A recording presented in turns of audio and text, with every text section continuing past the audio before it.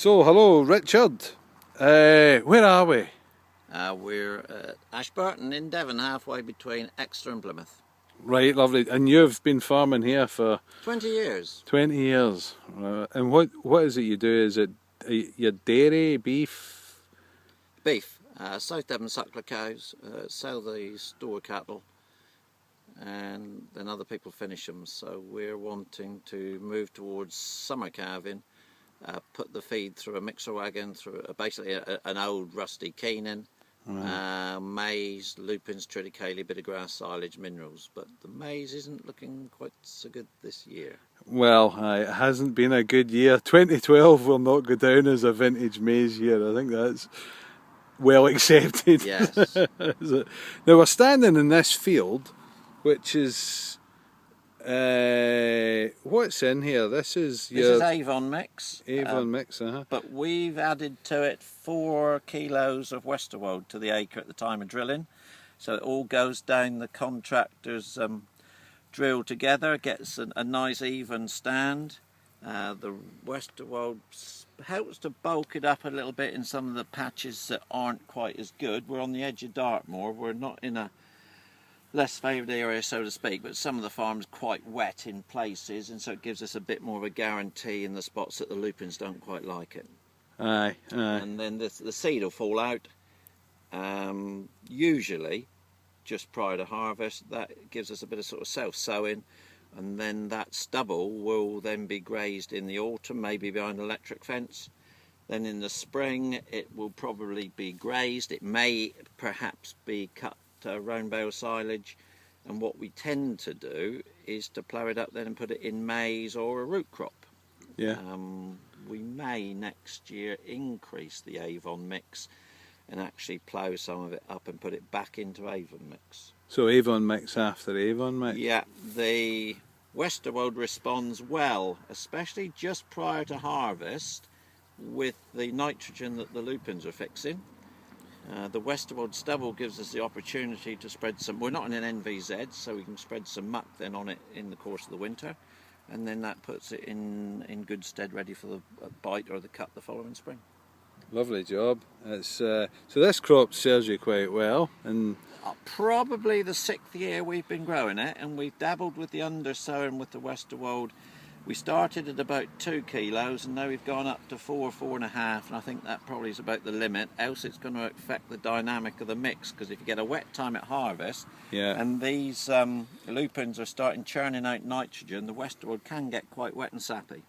So we tend to try and get some vetches and triticale and get that a bit drier, then to put that in the bottom of the pit just as a little bit of a safety barrier to help soak up any sort of seepage that sometimes we do get.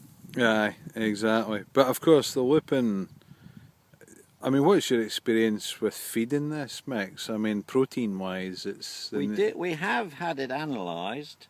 I can't think quite what it was, but I tend to think, well, we've just got suckler cows, so we've got to be a bit careful on our costings. So we tend to go down the route of what we've got is what they have. So it's certainly complementary to the maize. If you judge simply how the cows look and how their calves that are running beside them look whilst on the feed, then we're well pleased.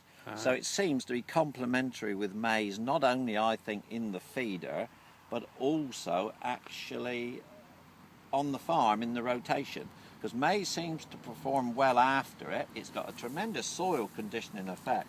If you plough it up in a hurry in the spring to put it in maize, it requires very little working down, even if it's quite a sort of dry spell when the ground is getting a bit hard. And also the lupins fix nitrogen. We've grown some very respectable crops of maize with only a couple of hundredweight of a sort of a coral-based fertiliser with a little bit of nitrogen, and no other seed bed fertiliser other than the muck or the slurry that's been ploughed back in. So that's tremendous. I mean, so we've got a good yield of Triticale, lupin and Westerwold in mix. We then get, in effect, a free crop of Westerwold that autumn. Yeah. and you graze that or leave it right through and you get out, well, do you call it a free cut of silage the following spring? Or? If you want a really good cut of silage the following spring, then you only want to graze it down to about, we found one year, we grazed it to 4 inches. We just happened to turn the cattle into what was a wettish field at a wettish time and thought, hang on, we better get them out. So we grazed it to 4 inches, and then the following spring we actually got 9 round bales of silage to the acre.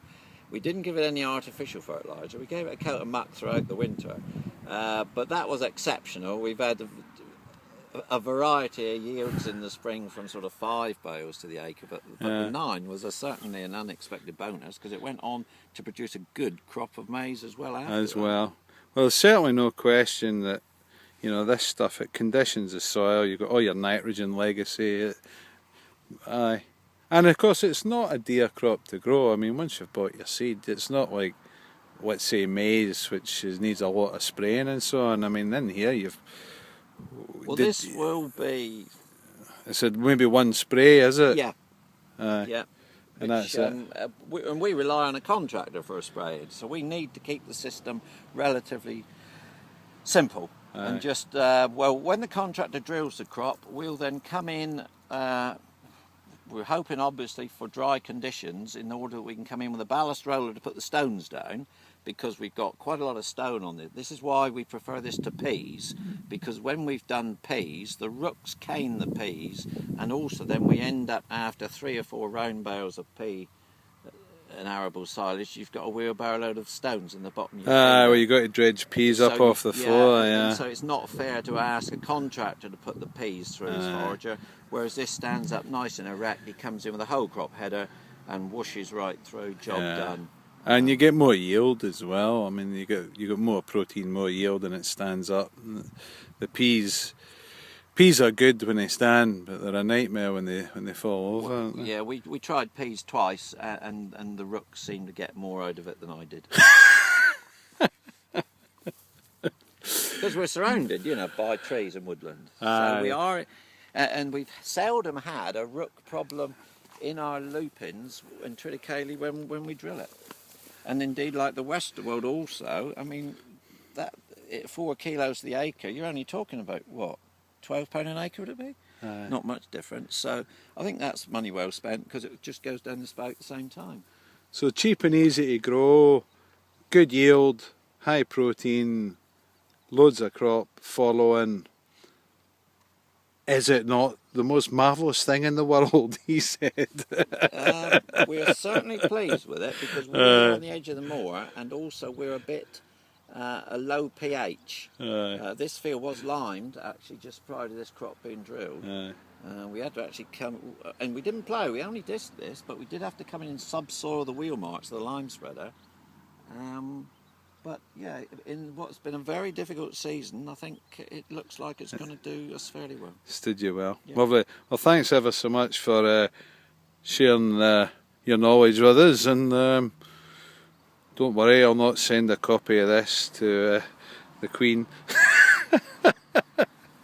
No, she might think that our Angus cattle will do well. Actually, that might not be a bad idea. Good point. Lovely. Thank you, Richard. Pleasure. Cheers.